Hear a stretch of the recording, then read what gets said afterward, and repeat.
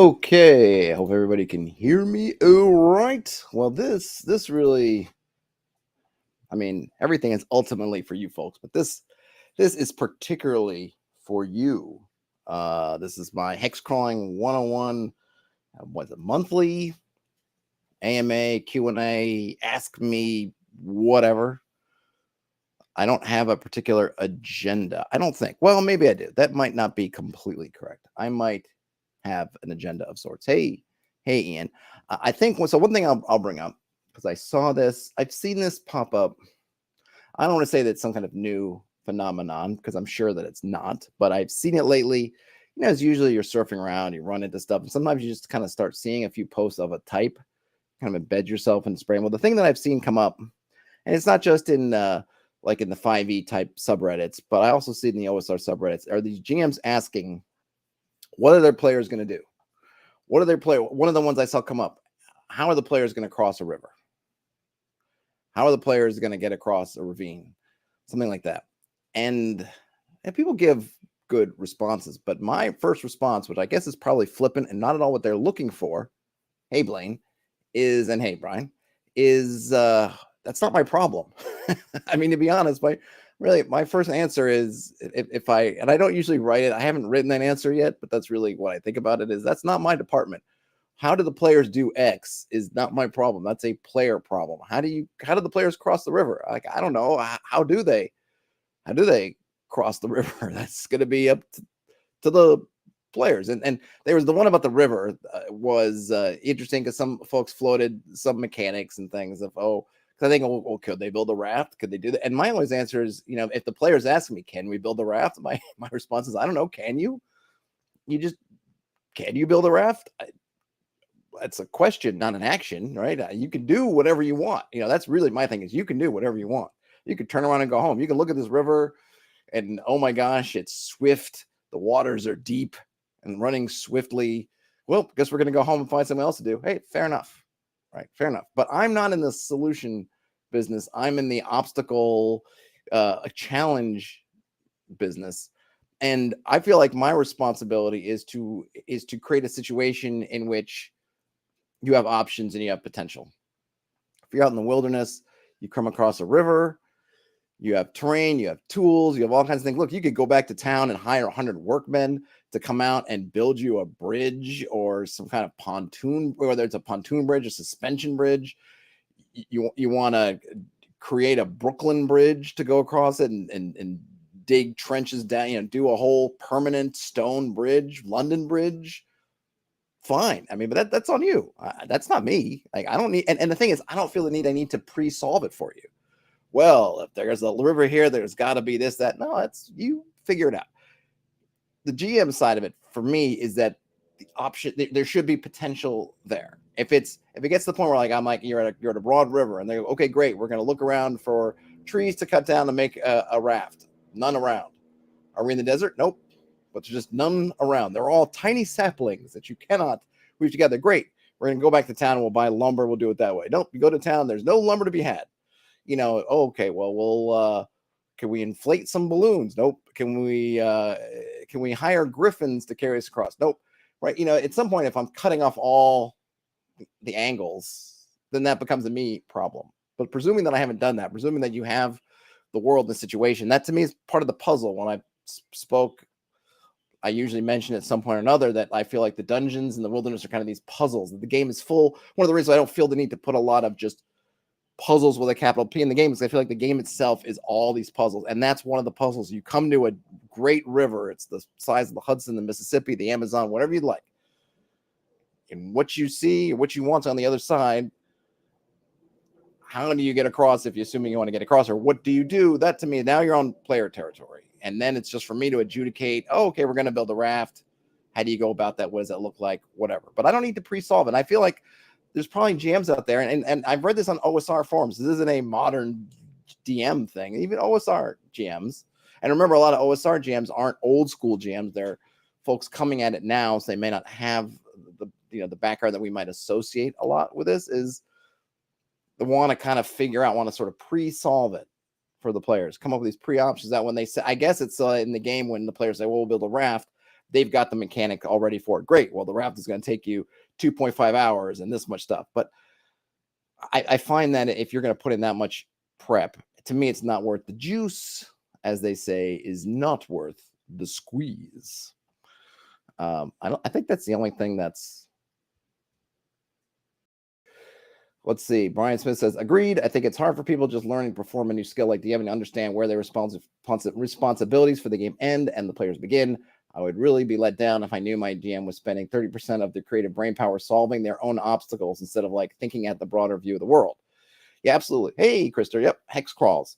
Yeah, I mean, totally. And like I threw something at my players, not this. So I had my game last night. I don't know if I'll do a stream on it because maybe it'll be next week. I don't know. We'll see. Maybe I'll do it since I've had like 2 sessions that I haven't talked about. But in the session before this one that was last night, I basically presented them with an obstacle. I have no idea how for them to get around it. And I don't care. Like I'm waiting for them to come up with a novel solution or them to say, oh, we'll do something else. Essentially, they're in this. And it as I'm looking about it, because I kind of built this little dungeon for them, just sort of riffing. So it doesn't really make a whole lot of sense. But there's kind of these steam vents and there's a crack that they're going down. And there's this sort of tunnel. And the tunnel kind of goes around a bend. And the bend sort of dips down. And in this dip, it's filled with basically boiling like hot spring kind of water. It's bubbling, it's sulfuric, and and they don't know how long. And because it goes around this bend, they can't see how long it goes, and they don't know how deep it is. And that literally is a bottleneck in terms of their progress. They're going to go down in there and go really into the body of this dungeon. They're going to need to figure out that how to do that first and foremost. And when I just I rolled some dice, did some things. I was like, okay, like this thing, I don't know, in the moment, it kind of made sense to me.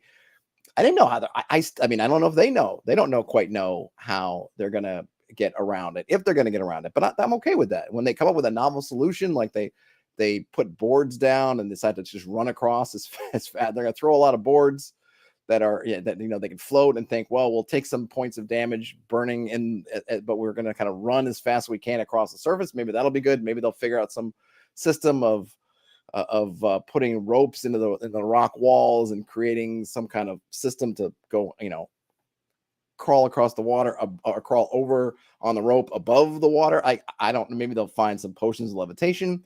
I don't know. But this is what I didn't do is I didn't have like, next to this obstacle where they need to maybe float across, I'm going to put a potion of levitation in the next room. It's like, no, there's nothing there. They got to figure it out, and I will go with what they do. But I'm going to allow them the space, right? I don't have a solution, but I'm not going to put, I'm not going to cut off their solutions just because. I mean, I might if they're like, well, we're going to jump really far. It's like, you can't jump that far. That's physical limits of the world and physics and whatnot aside, I'll be open to whatever they do. Blaine says, plus a lot of the fun of being the referee, seeing the players come up with solutions that you never think of yourself. Absolutely. I mean, and that to me is a lot of the fun. That's why I love using the kind of tools we generally have in the OSR, like the random tables or tables of, reaction rolls, morale rolls, wandering monsters, all that stuff. Because I like to be surprised too. And when your players turn lemons into lemonade, or they turn lemons into some kind of sour lemon poison, it's all good. Excuse me. I thought I'm gonna have to drink some of this mint green tea Spindrift, see if I can get whatever's in my throat out. Mariah Smith says the players won't take ownership of problem solving either if the GM always has some solution in mind. Yeah, it gets down to that. Are the players just trying to really be in the moment, or are they trying to guess the thing that they need to do? And when I felt, it hasn't happened lately because I think my players have caught on a bit, but when I felt like the players are searching around for what does Todd want us to do, then I usually will take a moment and say, okay, stop. Don't worry about what I want to do, because it's all good to me. It's fun no matter what. It's fun if you guys are going to fumble around here, and I can kind of giggle to myself as when I'm watching the things you're putting in motion. That's fun. It's fun if you have a great solution. It's fun if you do something else. Like, my fun is not on this very singular path to follow. So don't worry about me. I'll find fun.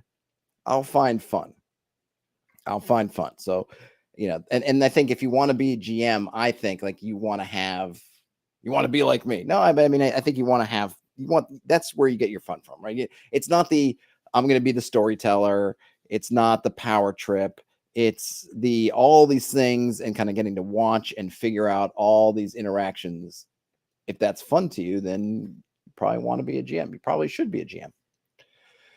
Jean-Luc, hey, says, what are my thoughts on procedurally generated / random hex crawls versus predetermined hexes?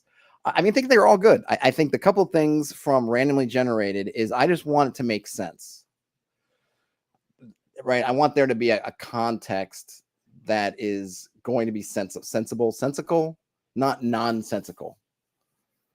I don't want, there's a hex of desert right next to swamps right next to whatever. I mean, if you could make it make sense, and there's probably, don't at me if there's some place in the world where there's a desert right next to a massive wetlands. There probably is. There's probably some funky, salty wetlands that barely anything survives right next to a desert. But I think you can understand what I'm saying in terms of whatever it is, it should make sense. And presuming in the world where this thing happens, it makes sense. You in a desert, and then you get to this water, and you're like, oh my gosh, why is this a desert? All this water's here. And then you get into it, it's like, oh, it's this horrible, salty, Dead Sea like water or something like that, where it's like nothing can grow here. And so it makes sense that there could be this parched terrain next to this water source. Whatever it is, it just should make sense. If you can get there, and I'm just scrolling around for no particular reason, if you can get there through random generation, which often they can, because a lot of the random generators, things like the Watanabe's tools or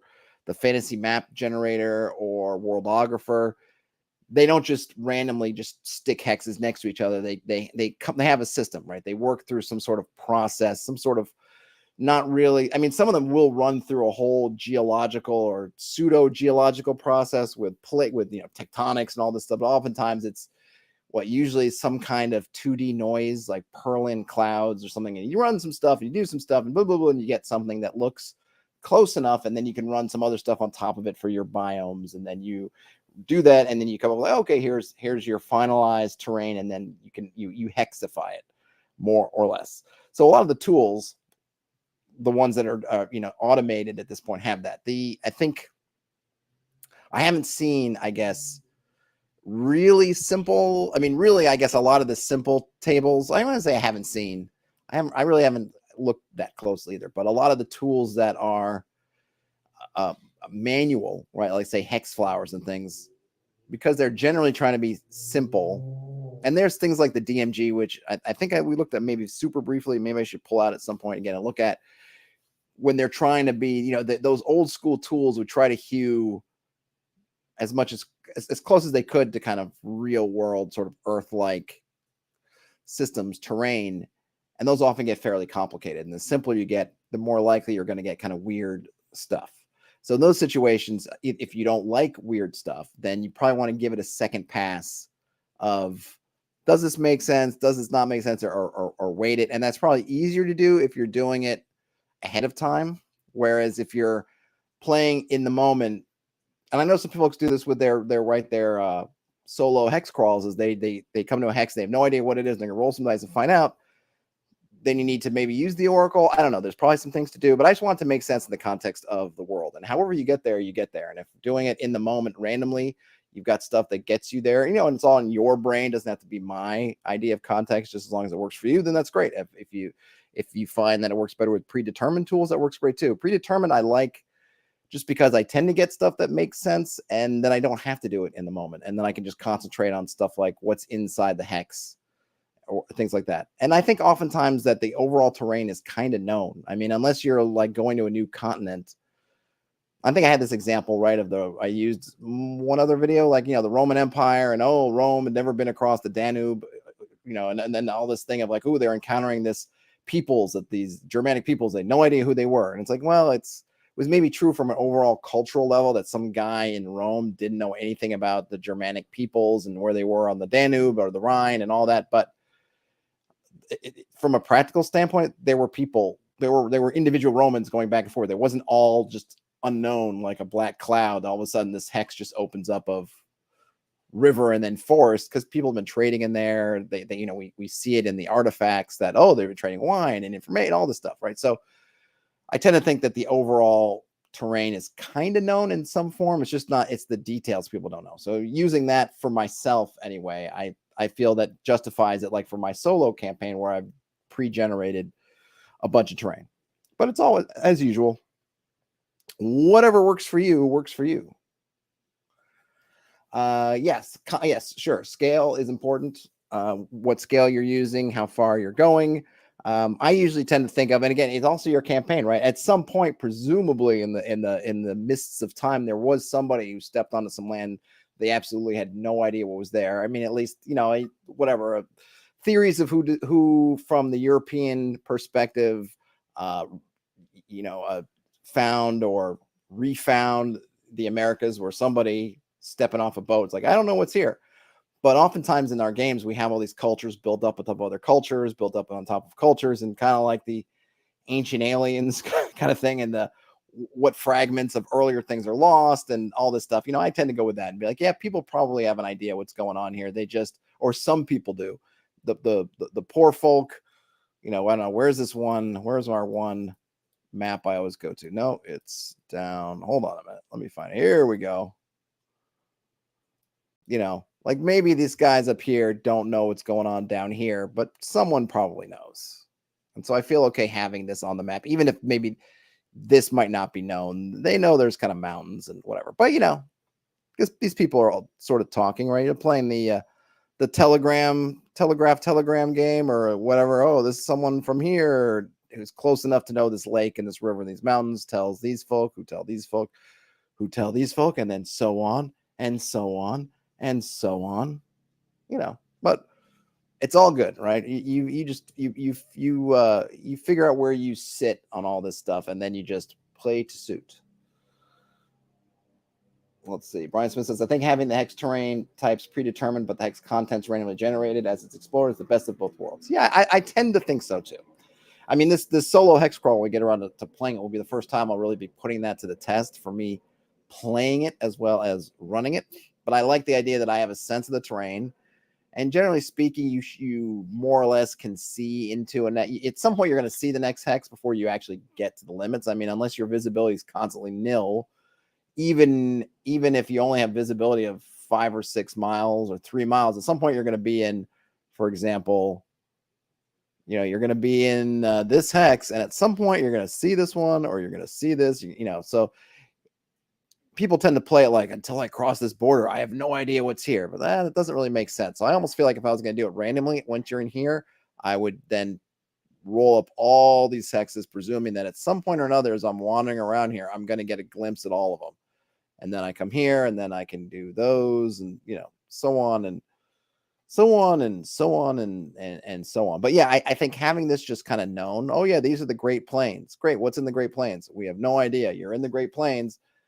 We don't know everything's in there because nobody has been systematic and gone through it. We've just been through it or in paths around enough times to know that all this seems to be more or less one contiguous plain with the Red River running through it. And then, you know, all this good stuff that's up here that maybe has not been explored, we could fill out. And even stuff in here that's been stuff that's maybe lost or underground or covered up or whatever. Oh, Broughton. Hey, Broughton says, I found that good resource for seeding hexes with places to interact with, a book called Dangerous Destinations. I will check that out, Broughton. I don't have that one. I don't think. Brian Smith's got a random question. They're trying to brainstorm a micro game, trying to design a dice mechanic to use for simulating mini golf. All right, so simulating mini golf. What would we do? So in mini golf, you know, this is interesting. So because I think I have a feeling that if we come up with a mechanic to solve or come close to solving the mini golf problem, it'd probably be good for a number of things. So essentially, the mini golf problem would be that you're trying to achieve something somewhat precise which is getting the ball in the cup under unfriendly circumstances. Because in mini golf, if you're not aware of miniature golf, or putt as it's sometimes called, I don't know how worldwide the phenomenon of mini golf is, but basically it's like golf, but you only have a putter, and the course, it's usually a novelty with twists and turns. Oftentimes there's an obstacle, or it has multiple levels. With sometimes there will be initial holes that drop down into another area to get into the hole you need to get into. And sometimes it's not obvious which hole is the best one to go through that's going to then get you closer to the hole. Sometimes you need to give it some English off of different angles and the walls of because the entire hole is usually bordered by walls so that you can bounce things. I think usually it's probably always like this, bouncing off walls. There can oftentimes be obstacles with moving parts that can sometimes kind of randomly get you where you're trying to time it. The classic one is the windmill. There's usually like the windmill one, there's usually you're putting from one spot and then you'll go and there'll be a windmill, and the windmill will have a open passage in the middle. And if you can get it through the middle, that's usually, and they can make them more complicated, but that will be the best shot. Sometimes if you can get straight through the middle, that's going to give you a really good chance of just going straight into the hole.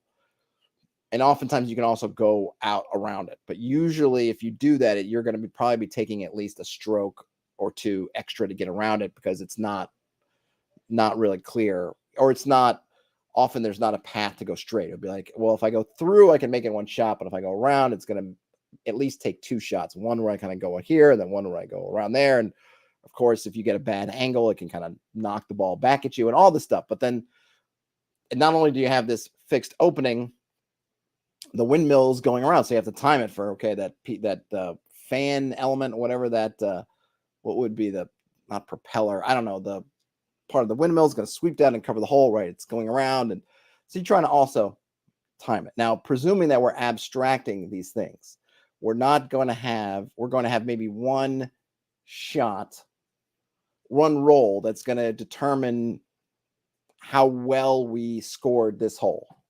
And Brian Smith, that might not be your intent, but this is going to be my first stab at it.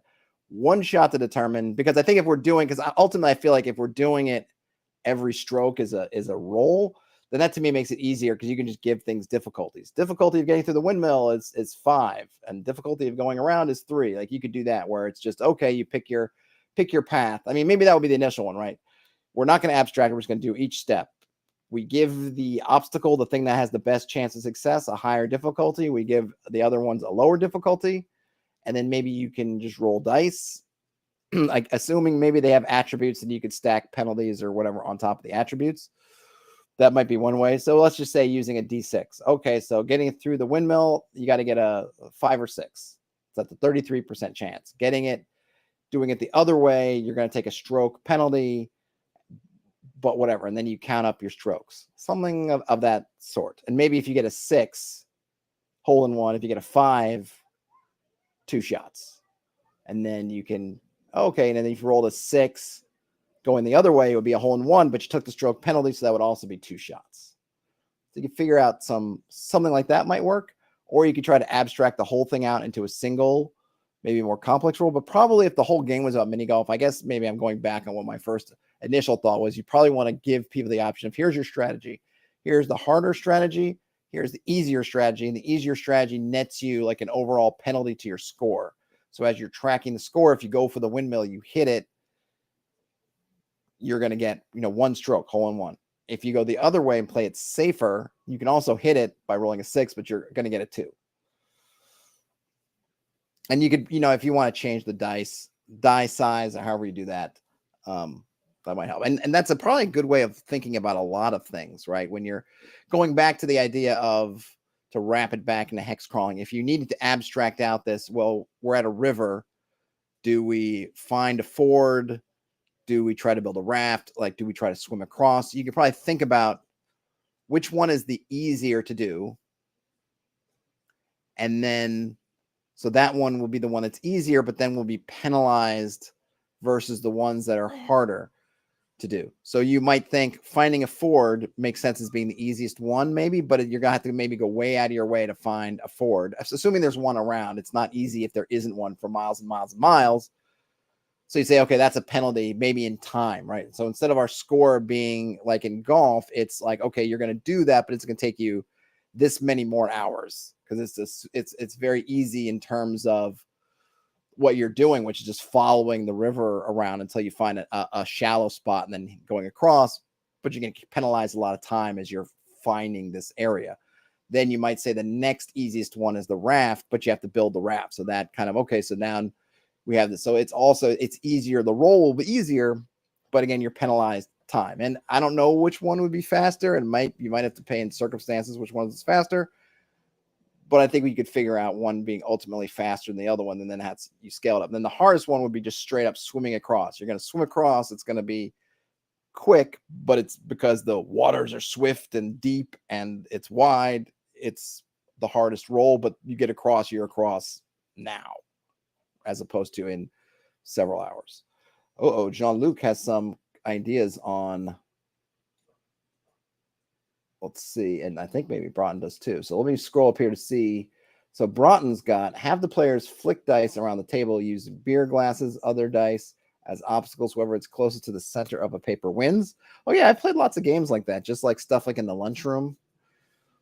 That would totally work.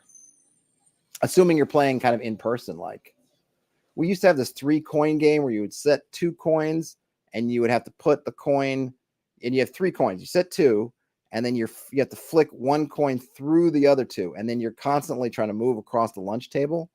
And we did it more like hockey or soccer. And at the end, someone would lay their fingers like this, and this would be the goal. And so in the end, you'd have to have your 2 coins and then shoot it through into the hole.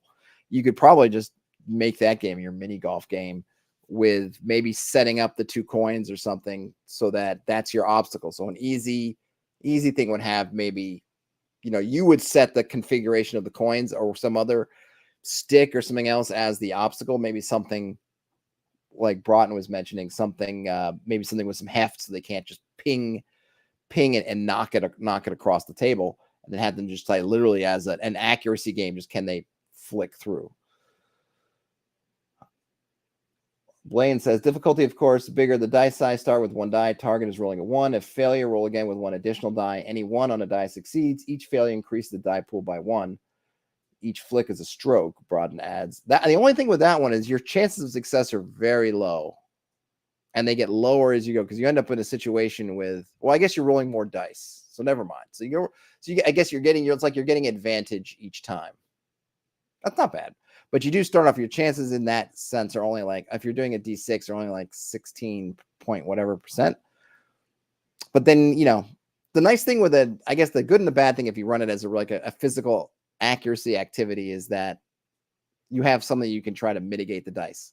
Whereas with just plain dice rolling, presuming there's no attributes or anything that you can try to stack onto it, it's really just a random, who's going to roll the best.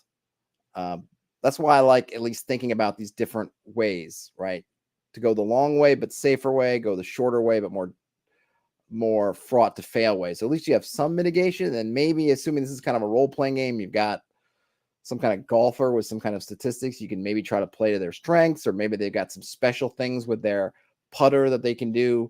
I'm thinking I'm sure there is, I know there's a Mario golf game, but I was thinking some kind of goofy kind of golf game where someone's got some kind of wicked spin, so that you could probably classify your obstacles where if one of them's like a go around, if it's a go around, I can get like a -2, so that I could whip around like that. And someone else has got, maybe obstacle has a tag, right? You tag your obstacles, go around and tall. But if it was go around and low, maybe someone's got I've got the chip shot power, and I could try to chip it over a low obstacle, which will give me whatever extra room to let you mitigate stuff.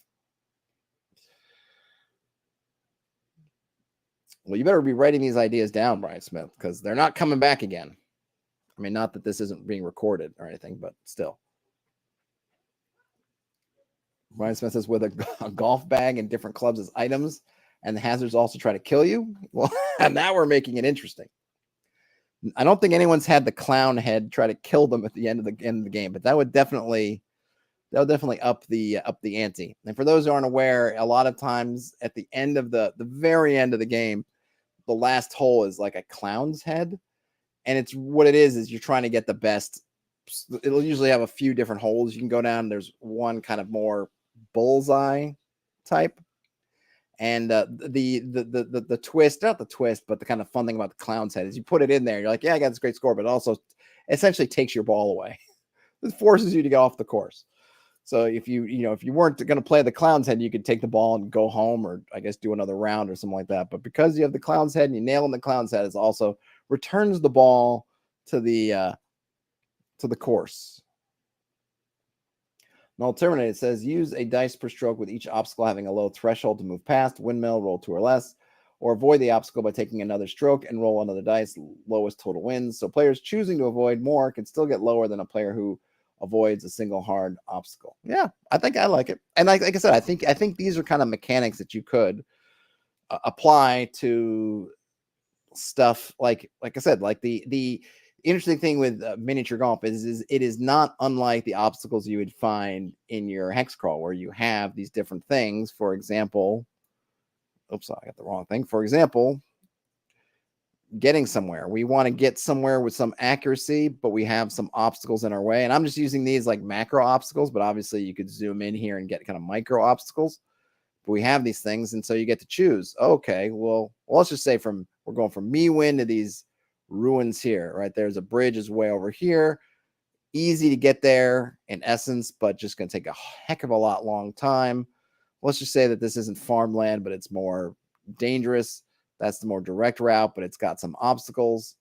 Maybe we have a way to mitigate our paths. And I think once your party gets to kind of get the lay of the land, and I don't mean necessarily have a detailed map or the hex map or something like that, though they might have map fragments or local information. But then, much like the golfer, when you're looking at the course in miniature golf, they're going to have some information. Now, the interesting thing, some other way that I think unites this example of the miniature golf example with hex crawling or with this thing in general is usually you don't have perfect information until somebody goes. Because, for example, there are, and I'm talking in kind of broad mini golf tropes, usually these will exist everywhere. There will be a multi-level course, hole. So you have where you start, hole at one end, maybe it's around a corner, whatever. And oftentimes you'll have, like I mentioned, holes that have tubes that go down from an upper level and they'll roll, come down to some lower level. It is not always clear which one of the holes leads to the optimum tube exit. Sometimes it is. Sometimes like, oh, I gotta have this hole, I'm gonna come out this way. Sometimes it's not.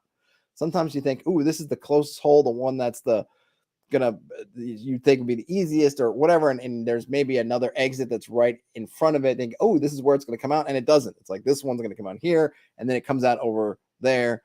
Usually, of course, it's often that the thing that's the hardest to get to is the one that's the best, right? If you did the hole in the middle, that's obvious, like, ooh, I can just hit that and it'll go right down in there. It's probably not the one you want, but we don't know until somebody actually goes through and tries it. Much like in a hex crawl, you can get this overview through local knowledge, through a map fragment, through whatever, of what the terrain is kind of like basically, but there's always going to be those surprises where you think, oh, I do want to come all the way around to this bridge, or there's some fording area here, but what locals haven't told me because they don't know, or they just whatever, is that there's something nasty over here, which means I either should go around here or I should go straight, but this one actually is bad. It's the hole that looks obvious, like, oh, well, isn't this clearly the way to go? Cut through the middle. There's a ford here. It's not as far away. It's not as dangerous, but yet there's a catch. But you don't know about the catch until someone actually putts into there, and then you see what happens to them. And you're like, ooh, now I know not to do that. So you don't have often you could look over the course and get mostly good information, depending on the complexity of the hole, and they usually will vary. Sometimes it is very just straight up simple. Other times there are hidden complexities. Any other stuff? I enjoy golf, mini golf RPG talk. Hopefully Brian Smith will post this RPG to the forums, or a link if it's something that's you're doing commercially. Obviously don't post it, post the link so we can check it out. What else have folks got here?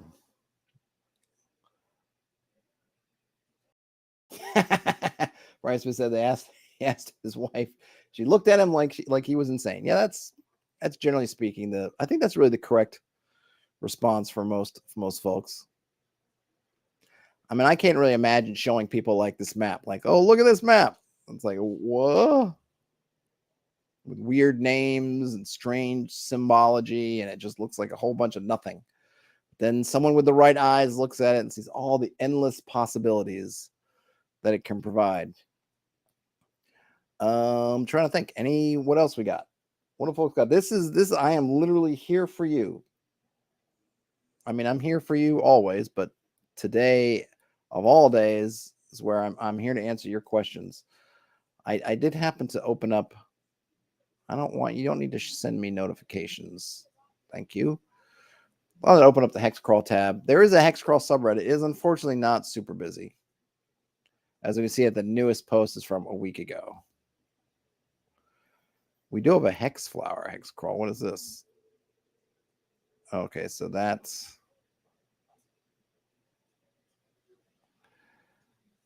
is not particularly helpful.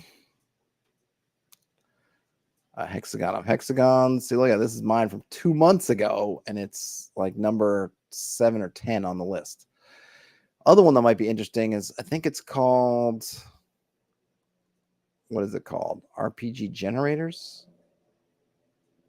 I know someone's starting a new for June for solo, but I will. Oh, that's 2 months ago. No, sorry. There was one. What was the one that was today or yesterday? Or no, today.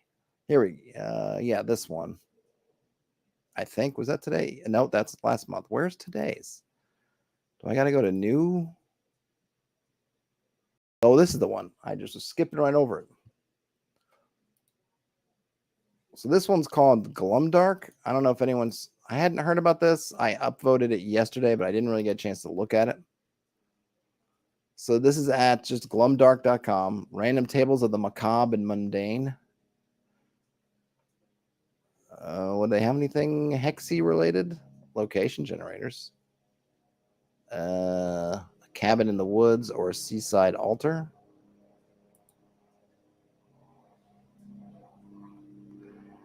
I don't know. Very highly specific.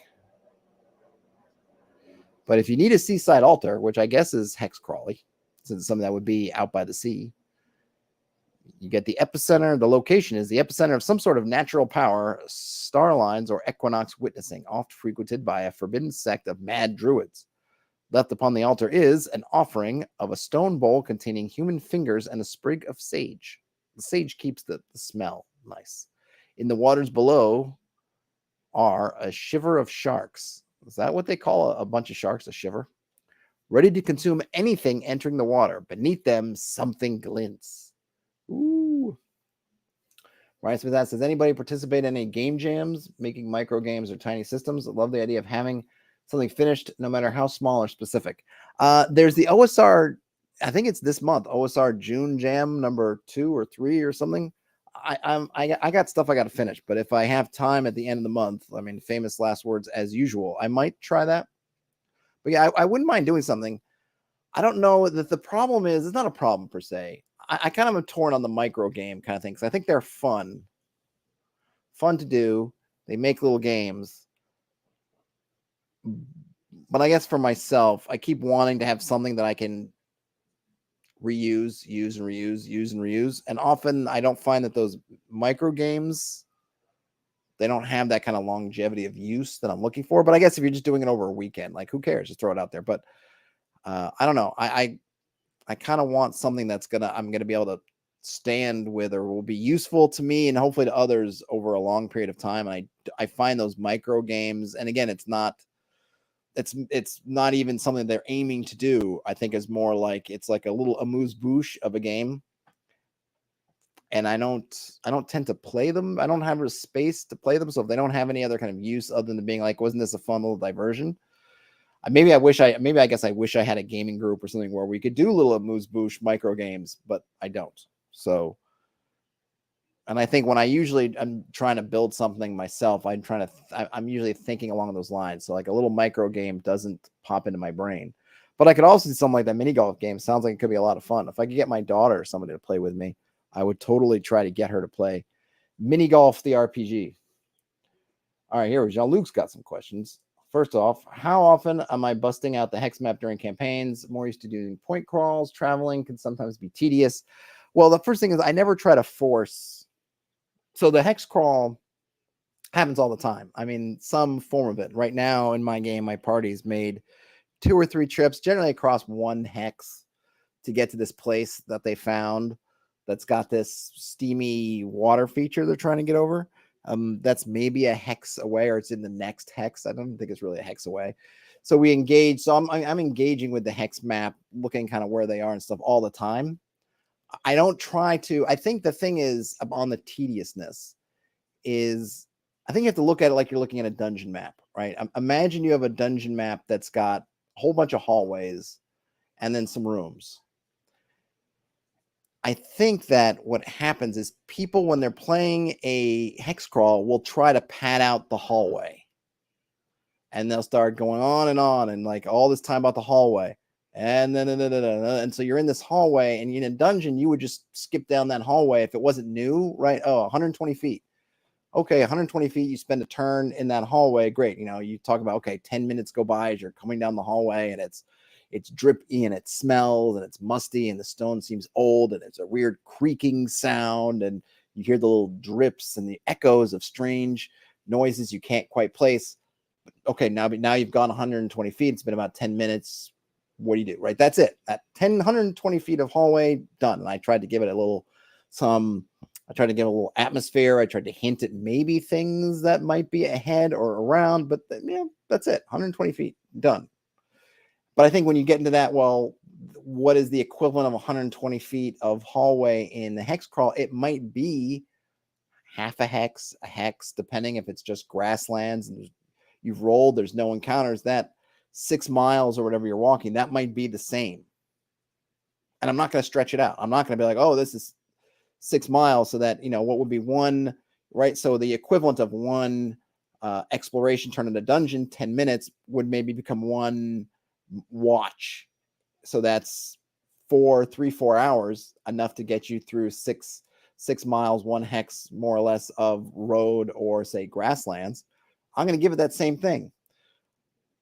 I'm going to give it the general atmosphere of that grasslands. I'm going to hint at whatever direction they're moving, at things they might be seeing ahead, sounds, sights, smells, that sort of thing. The weather, if the weather happens to be changing, if there is a landmark of some sort that's visible, I'm going to talk about that. But then that's it. I'm done. I made my roll, and there's no encounter in that hex on this day. So maybe they'll see some things in the distance, some deer or something like that or whatever, but then I'm done.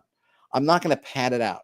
I'm not going to sit there and say, oh my gosh, this is a hex, so it's got to be, I got to spend 30 minutes on this. And I think if you do that, I don't think it becomes boring, because I'm not spending an hour going through it. If there's nothing there, they don't do anything, they don't have any real choices. It's just, no, we got to keep to our course. Then okay, you keep to your course. If I can't lure you, if there's something interesting to kind of lure you off of your course, then we're just going to move on, right? There's no exits off that hallway. It's just 120 feet. Then great. We go 120 feet. We move on with our day.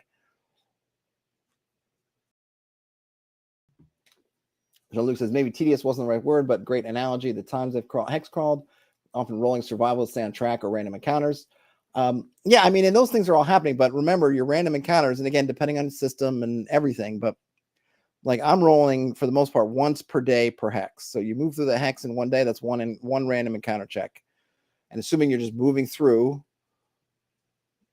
that's it. So it's not like every 20 feet. Because remember your scale. So I think you really ultimately, you could take a lot of stuff you might do in a dungeon, and you're really just scaling it up to your hex. So that 120 feet, you think of in an hour, you're rolling 1 check per hour.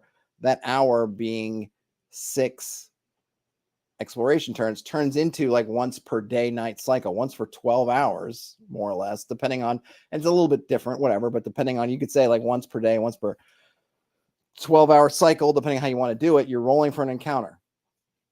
So you know if it's happening or not, and then you can roll your distance, whatever. Other than that, it's like, well, that's that one segment. And the same kind of things you would do in your exploration turn, you do in your dungeon turn. Your resource, or your say expedition turn, resources might go down if it's having a meal, check one off your rations, blah blah blah, and then you move. But I think people try to stretch it out too much. That's my sense anyway, because I haven't been, I don't get to sit there and watch a bunch of hex crawls and see what people are doing, but my sense is often that people are trying to artificially extend the hex crawl. Which the nice thing about the hex crawl is, once you have your tools in place, you can run at any time, and it doesn't take a lot of prep. I mean, it takes the initial prep of, let me make my wandering monster tables. Let me make my mechanics. But once you've done that work, you can break it out whenever they leave town. So I don't need to worry about it after that. So I don't need to think like, oh my gosh, I'm not ready for them to make it to the next dungeon. So I have to so we need to make sure this whole session is in the plains, regardless of what's happening. I don't need to do that because I'm assuming I did my prep and I have my tools already. When they decide to leave town, the hexcrawl part is already figured out. I can just go jump right to prepping their destination. So if they get there early, they get there late, doesn't matter. Doesn't matter to me. Brian Smith says, my mind has been on the opposite end of the spectrum lately, almost like a cheap dice chucker that lasts a few minutes, probably solo. Oh, I see, going back to the games. John Luke also asks, how do I avoid dragging things on and keeping things fresh while still driving player agency? I think the thing is you want to have things of interest out in the world, but your players, and this is something that you shouldn't try to really do anything about. If they're on a mission, then odds are they're going to stick to their mission. And if you try to get too artificially with like, look, here's the thingy over here. Look, here's the thingy over here. It's going to feel too intentional.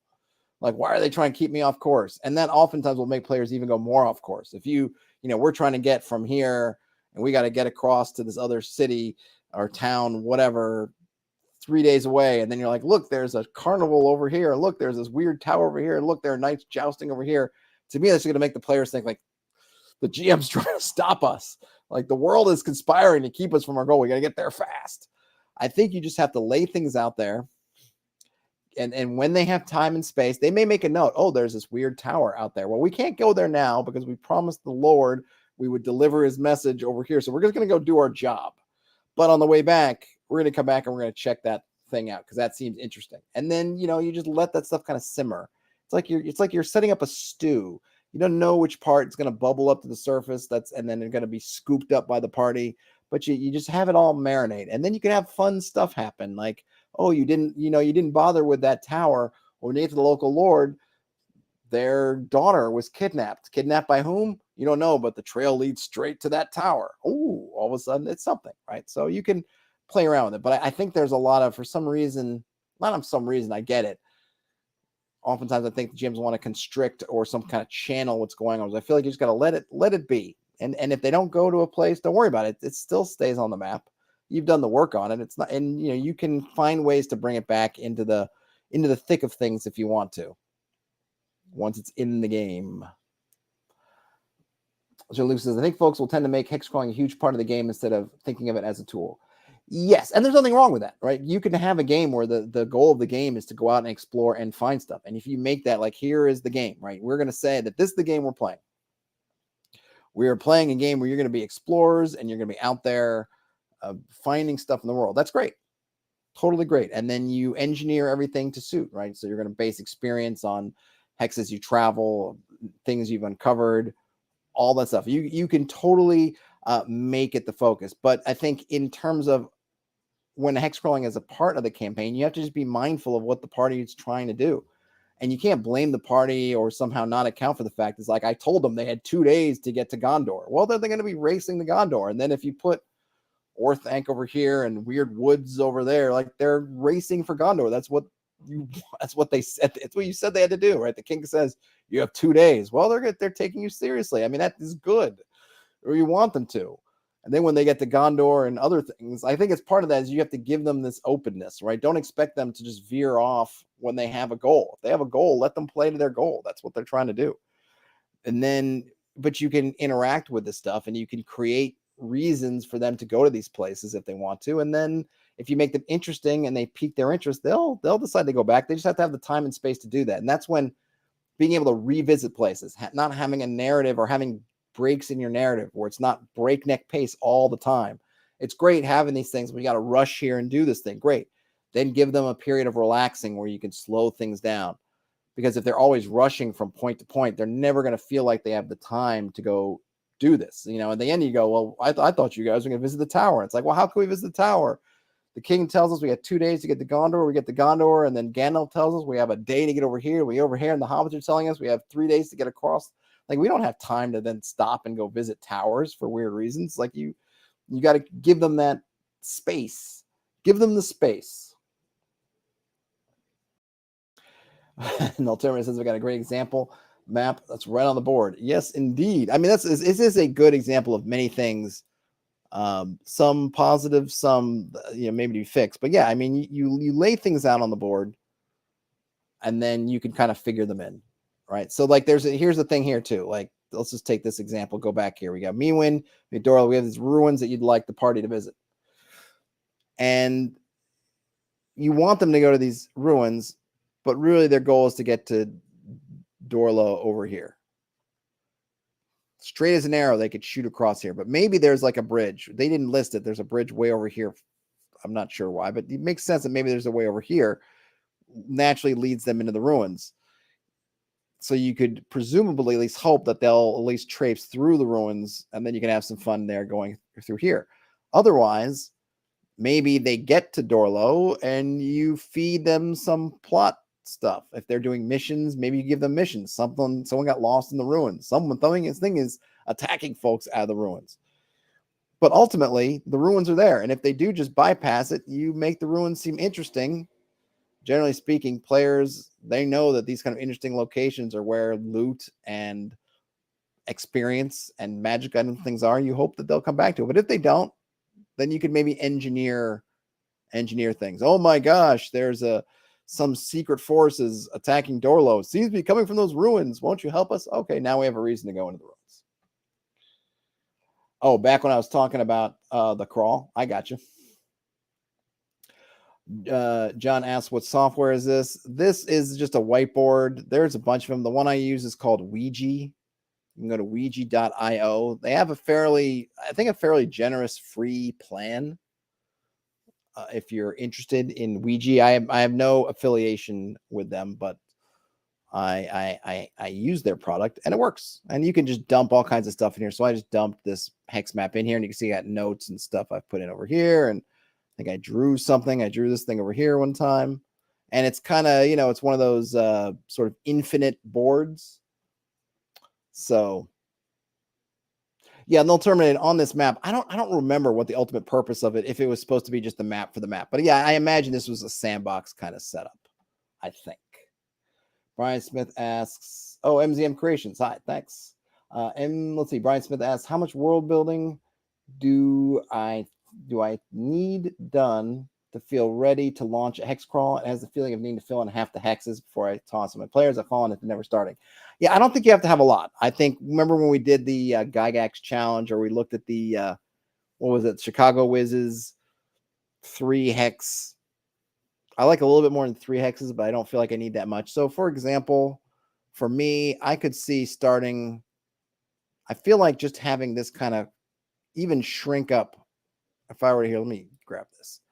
I think something like this, more or less, I think would be plenty, maybe even too much. Maybe I would move Palin over here, Dorlo, maybe move these ruins away or have a secondary ruins. Because this is kind of nice. The thing was with 3s that's nice is you could think about, well, there's some kind of, maybe these are competing kingdoms or dukedoms or whatever. I'd probably put in some terrain. Maybe I put some wetlands in between them, maybe some hills. I would customize the terrain to make it a bit more interesting. Is there a place on this map that might be even better suited? But I don't need much. I mean, I definitely could see starting with like this as plenty of terrain for me. I don't think you need a lot.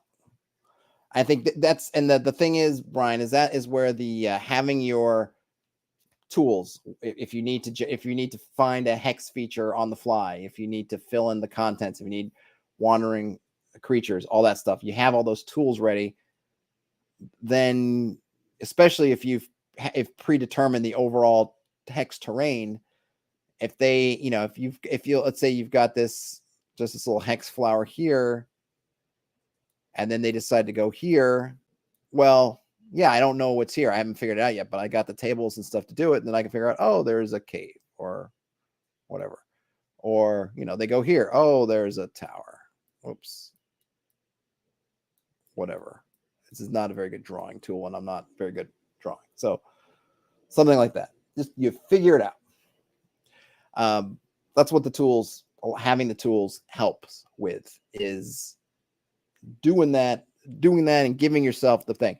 I mean, this is one of my big problems with this map in terms of the downside, which I think we've talked about before, is because it's huge.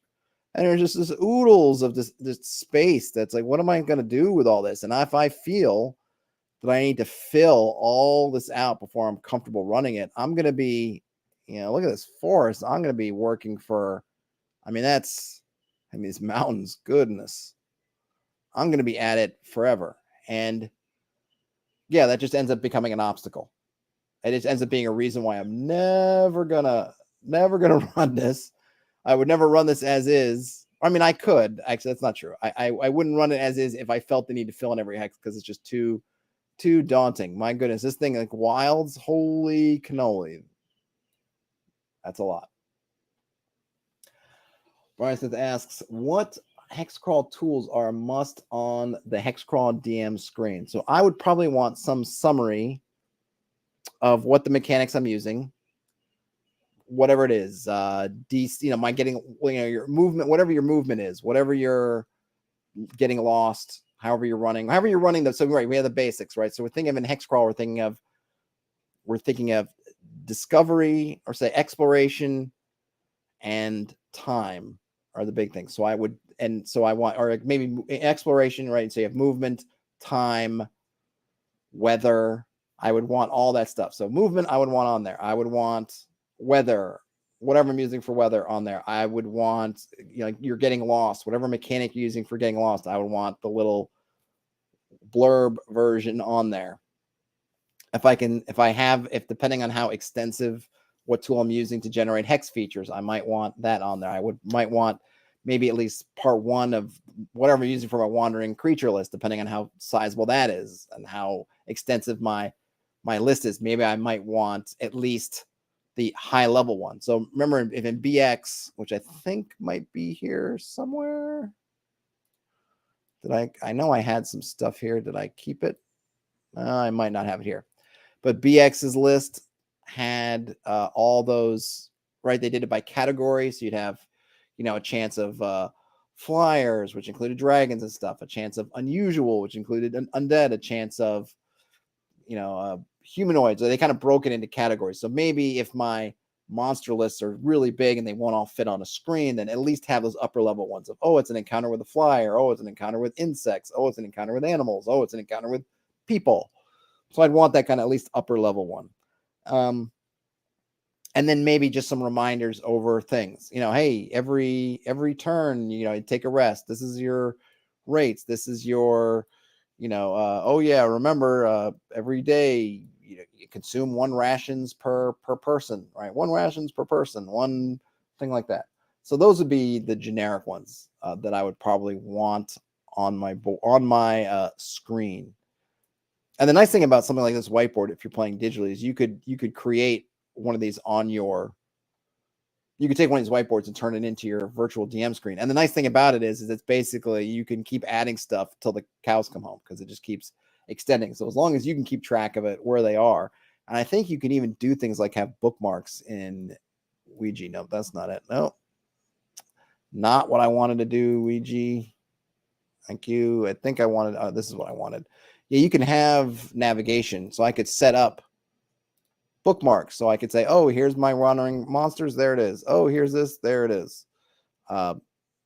So you could really organize stuff. Obviously, if you have it on a literally printed DM screen, you could figure out how you want to, visually organize it. But those would be the tools on my list. What else have we got? I got a few more minutes so we can go a little bit past the hour. It's amazing how fast these hours go by.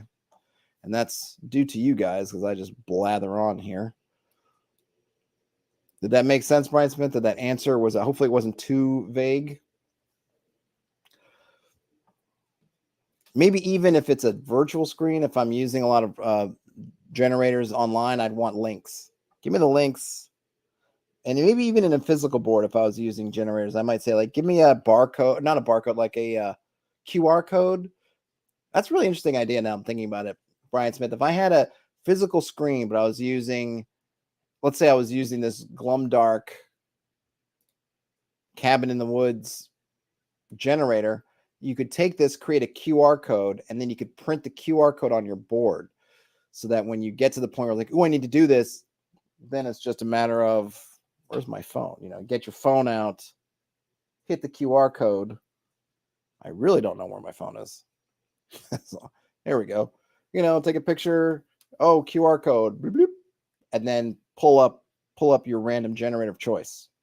Heck, even if I had it on my on a virtual board, it might be good to have if I was using my phone as kind of an adjunct die roller lookup thingamajiggy.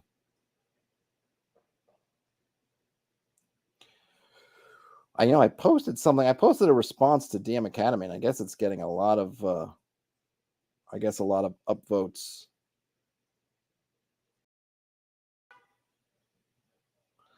So it's not really Hexcrawl related, but someone posted on DM Academy.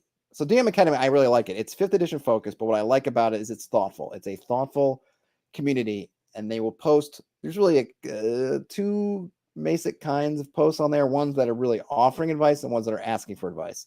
So I think it's kind of interesting stuff when people are either one of those. Oftentimes the questions tend to be thoughtful, and so you get thoughtful responses. And I've covered them on the Feedback Friday and stuff. I've looked at them, and then on the offering advice, I think people are also pretty thoughtful and really trying to help the community. I don't know if they because of admin rules, just the way it is, people aren't just linking off to stuff. And look, as someone who links off to stuff, my own stuff, I get it. We're trying to promote our blogs, our vlogs, our channel, whatever, right? But in the DM Academy, if someone's going to post an advice type thing, I think almost always it's not just linking off to their blog spot or their video or something like that. They're writing the post. And somebody wrote one there, I think it was earlier today, about saying it's okay to make enemies stupid, basically. And they had some examples.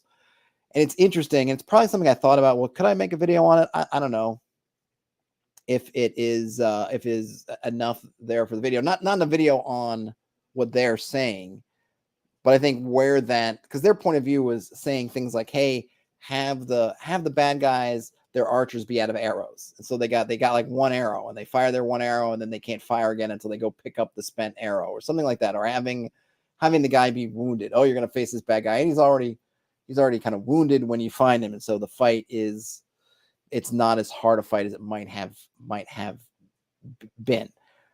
And my response was not necessarily counter that, but my response was that I think that your great antagonist should have a flaw. I think I called it a great flaw or a grand flaw. And the example I used was Sauron in Lord of the Rings.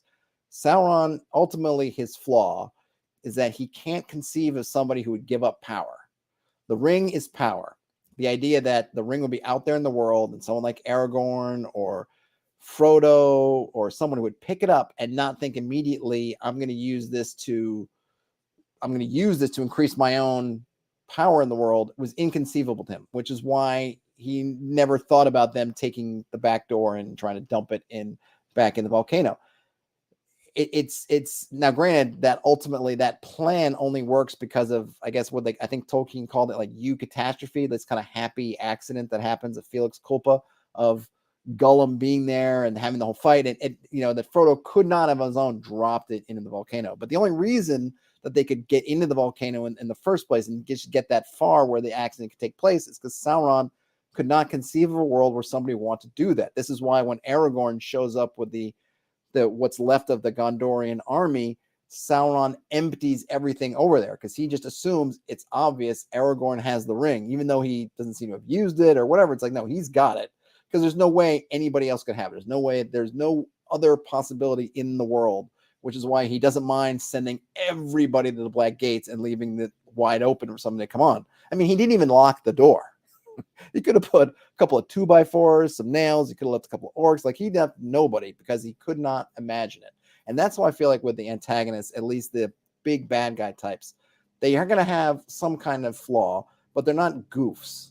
It's okay for some small fry, the Ugruk, the goblin captain, to be a kind of a goof or have something. But I don't want Sauron to be a goof. Sauron's not going to have his archers run out of arrows just because. They might run out of arrows because you happen to catch them if you plan it right. You're there, you're the party, and you're like, okay, we gotta we gotta we see the goblins coming. Ooh, but there come these Rohan, these Rohan riders are coming, and instead of jumping out now, we're gonna let them both fight.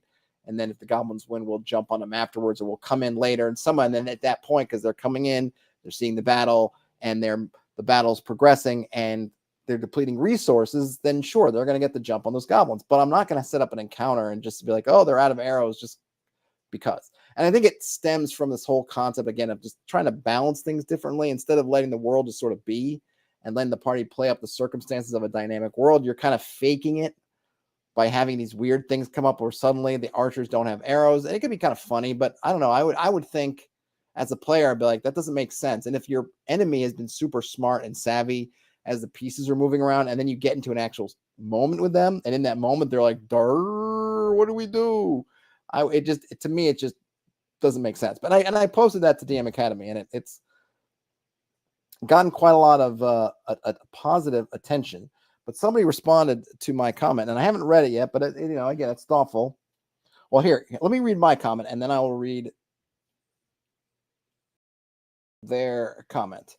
Yeah, they should definitely. I mean, your bad guy should definitely have flaws, but they shouldn't act goofy. And I mean, it's all about where they are in the order of things, right? Sauron has one flaw, his glaring flaw, but he's not a goof, and he shouldn't be doing anything goofy.